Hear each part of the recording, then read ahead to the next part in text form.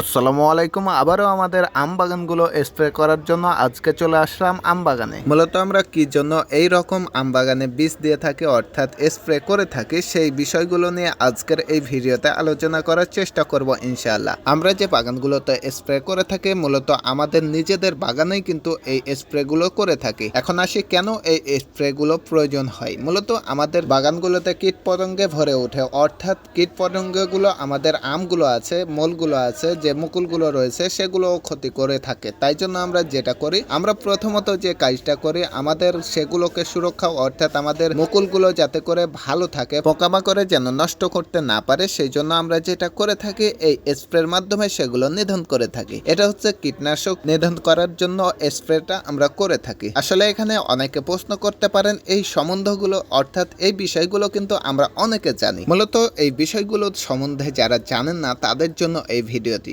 আমরা অনেকে জানি না এই রকম গাছগুলোতে কেন স্প্রে করা হয়। মূলত আমাদের এলাকায় যারা এগুলোর সাথে সম্পর্কিত তারাই কিন্তু এই সম্বন্ধগুলোতে জেনে থাকবেন। তো আমরা চেষ্টা করছি যারা জানেন না তাদের জন্য এই বিষয়গুলো তুলে ধরার। আমরা মূলত এই বিষয়গুলো নিয়েই কিন্তু কাজ করে থাকি।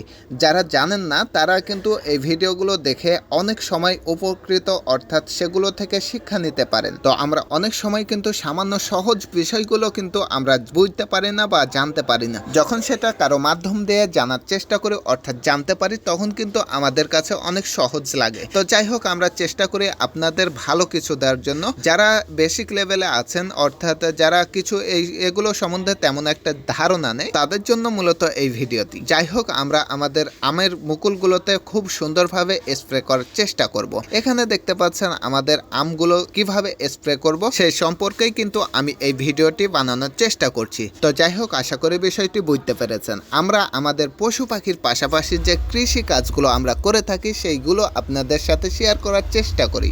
আমাদের এখানে প্রায় 4টি আম বাগান রয়েছে, তার মধ্যে কিন্তু প্রথমত আমরা এই বাগান দিয়েই শুরু করেছি। এখানে বাদে কিন্তু আমরা আরো 4 জায়গায় কিন্তু আজকে সারাদিনেই আমাদের এই স্প্রেটার কাজটা চলমান রাখতে হবে। ইনশাল্লাহ খুব শীঘ্রই আমরা চেষ্টা করব সেই কাজগুলো সম্পূর্ণ করার। তো আজকে আমরা চেষ্টা করব আমাদের সবগুলো বাগান আজকের মধ্যেই কমপ্লিট করার।